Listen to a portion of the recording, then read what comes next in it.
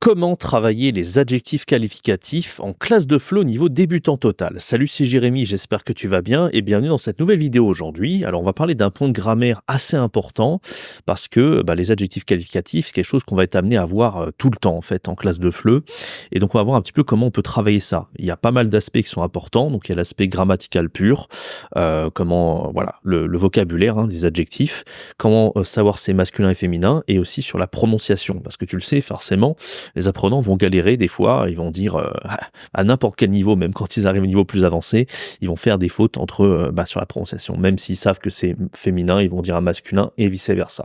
Donc on va voir un petit peu comment on peut travailler ça efficacement en classe de FLE. Je t'invite à bien rester jusqu'à la fin. Avant de commencer, n'hésite pas à laisser un bon like, t'abonner, activer la cloche. Pour toi, un petit like, c'est pas grand-chose, ça permet à ce genre de vidéo de se référencer.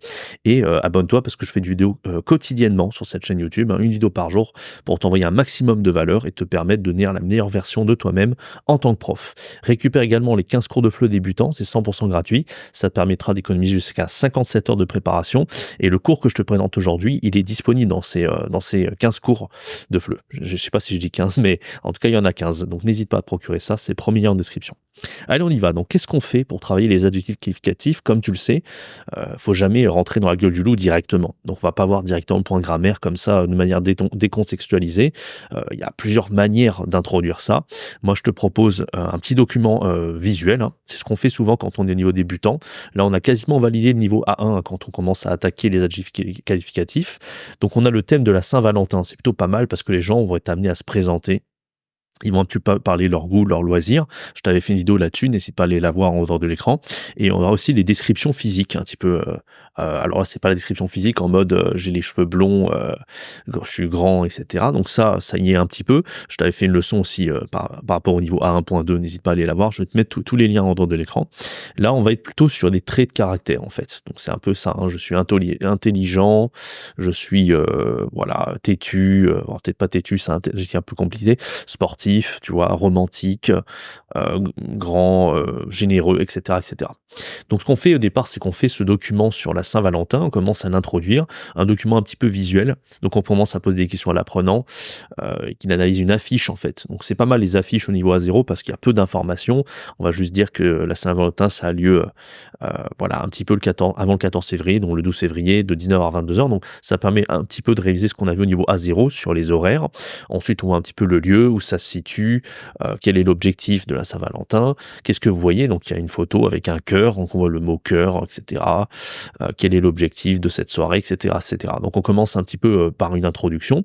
Ensuite, on a un autre document visuel où on a des personnes dans une salle et il y a des espèces d'affiches sur les murs. Donc nous, on aime bien tout exploiter quand on a des documents visuels, donc on demande à l'apprenant qu'est-ce qu'il y a sur la photo, et donc il va dire il y a plusieurs personnes, donc on va voir le terme célibataire. Donc c'est un mot qu'on va apprendre aux apprenants, c'est pas tout à fait le même en anglais, bachelor, on dit c'est un faux ami, d'ailleurs on peut faire un petit point socioculturel, dire que le bachelor, bien sûr, il y a single aussi, mais bachelor, c'est un mot qui veut dire aussi célibataire en anglais, alors qu'en français, absolument pas. C'est l'équivalent un peu de la licence en français, donc rien à voir. Donc, on peut faire un petit point pour dire que c'est un faux ami, etc. Ensuite, il y a les annonces sur le mur. Donc ça, on va commencer à dire sur le mur, on the wall. Là, on peut donner quand même l'équivalent, si on a... Voilà, c'est pour pas non plus passer des heures à expliquer ce que c'est. Et en fait, les annonces sur les murs, elles vont être décomposées. Donc là, on aura plusieurs personnes. On a Alice, Mélanie, Pietro, David, etc. qui ont fait une description, en fait, pour chercher l'âme sœur. Donc là, c'est pas mal parce que du coup, tu as les prénoms des personnes, tu as l'âge et tu as le numéro de téléphone. Ce qui permet de réviser encore une fois le numéro de téléphone, les nombres. Et là, on rentre dans le vif du sujet. On va lire avec l'apprenant, on va demander de lire. On va corriger la prononciation de l'apprenant à chaque fois qu'il fait une erreur parce qu'il risque de faire des erreurs à chaque fois quand il va dire, je sais pas moi, indépendante, il va peut-être dire indépendant ou inversement, tu vois. Très souvent, c'est vraiment un truc, c'est que les apprenants, entre le féminin et le masculin, souvent ils font des erreurs. Donc là, pas hésiter à corriger chaque apprenant avec ça. Et en fait, voilà, on va voir un petit peu les caractéristiques de chaque personne. On va pouvoir voir aussi la taille. Il y a marqué assez grande, 1m70, 1m80. Donc ça, c'est pas mal de voir un petit peu les caractéristiques physiques, même si on le voit plus en profondeur à partir du A1.2, comme je t'avais fait une vidéo là-dessus. N'hésite pas à aller la voir d'ailleurs. Et donc voilà, quand on voit un petit peu tous ces documents, on voit un petit peu les adjectifs. Il y a des adjectifs qui sont très proches de l'anglais. Romantique, c'est la même chose. Élégant, c'est pareil. Indépendant, c'est pareil. Donc la plupart du temps, c'est la même chose. Alors bien sûr, tu peux faire un petit point socio-culturel. La plupart du temps, il parle aussi des signes astrologiques. Je suis Sagittaire, je suis Poisson, et cetera. Ça peut être pas mal de voir, les différences par rapport à l'anglais. Les apprenants, ils aiment bien quand tu sors un peu du cadre du cours, tu vois? Et que tu montres une image sur Google Docs ou alors limite tu construis avec l'apprenant. Tu es pas obligé de montrer une image directement où tu balances tout sur les adjectifs, sur les signes astrologiques. Tu peux prendre juste, partager ton écran avec Zoom, tu mets un petit tableau blanc et tu commences à montrer en fait, par rapport au mois de l'année, enfin si tu les connais bien sûr, hein, sinon, tu peux regarder sur Google, il y a pas de problème. Mais c'est assez sympa de faire ça avec l'apprenant et souvent voilà, c'est pas si dur, hein, tu vois? Par exemple, prices, c'est poisson, tu vois? Donc c'est quand même, assez facile quoi. C'est assez proche de l'anglais.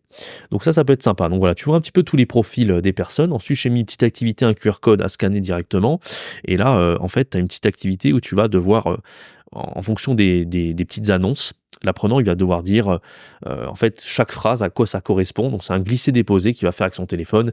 J'aime les animaux. C'est quoi? Est-ce que c'est des goûts et loisirs, de la profession, une type de relation recherchée, de la description physique, etc. Donc ça permet un petit peu de façon dynamique, de façon sympa, de revoir un petit peu et de voir s'il a bien compris les annonces. Donc, c'est la compréhension écrite dynamique, ce qu'on appelle. Donc ça, je t'ai fait cette activité-là. Ensuite, encore on approfondit la compréhension écrite, donc là tu as un truc qui s'appelle marié célibataire, qui correspond à qui, tu vois? Parce que tu as 5 annonces différentes, qui irait bien avec qui et pourquoi.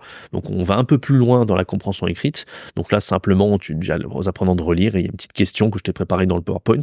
Ensuite tu enchaînes et là tu vas rentrer dans le vif du sujet, donc tu vas pouvoir faire souligner les adjectifs qualificatifs, on rentre dans le vif du sujet, dans le point de grammaire et tu vois, c'est vraiment amené petit à petit, hein, on balance pas directement, très important. Donc il y a une petite activité que je propose.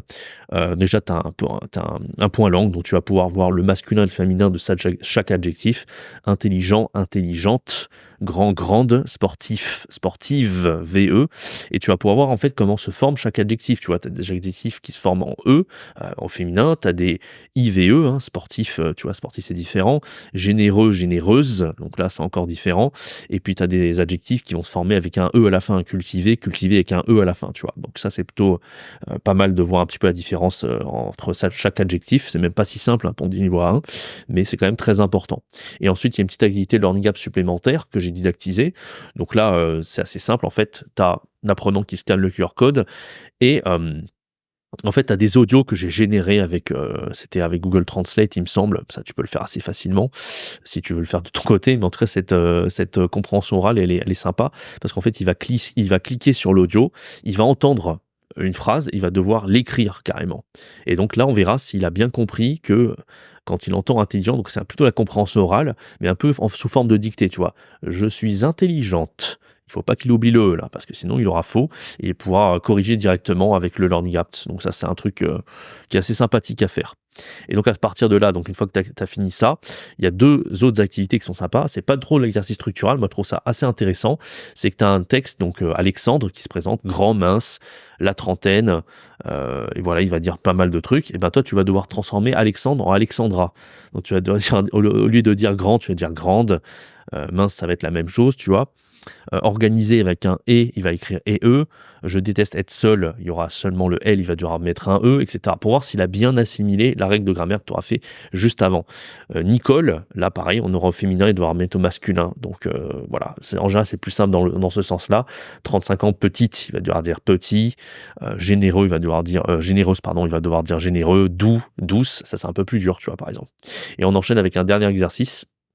Ah pardon, avant-dernier exercice, où là, il y aura marqué L, diplômé du grande école, voilà, et donc diplômé et E, vu que c'est L, et là, il va devoir faire lui, diplômé avec un et, pas et E, tu vois. Bon, voilà, petit exercice en plus, et on enchaîne avec la phonétique, donc il va entendre des phrases, un peu comme on a fait avec le Learning Apps dynamique, et donc là, ça sera une phrase où il va dire si c'est un homme ou une femme qui parle, en fonction de l'adjectif qu'il va entendre. Donc c'est vraiment très important, ce point de grammaire-là, qui est aussi un gros aspect de phonétique là-dedans, tu vois. C'est pas simplement tu fais des exercices et tu sais écrire si c'est un E ou pas. Il y a aussi une part de prononciation. Donc quand il entend intelligente, il doit comprendre que c'est une femme qui parle et inversement. Voilà un petit peu pour ce point de grammaire sur les adjectifs qualificatifs. J'espère que ça t'aura plu. N'hésite pas à récupérer ce cours dans les 15 cours de FLE préparés que je t'ai mis dans le premier lien de la description. N'hésite pas à t'abonner, à activer la cloche pour pas rater toutes les vidéos que je sors tous les jours sur cette chaîne YouTube. Quant à moi, je te donne rendez-vous très bientôt pour une prochaine vidéo. C'était Jérémy. Ciao, bye bye.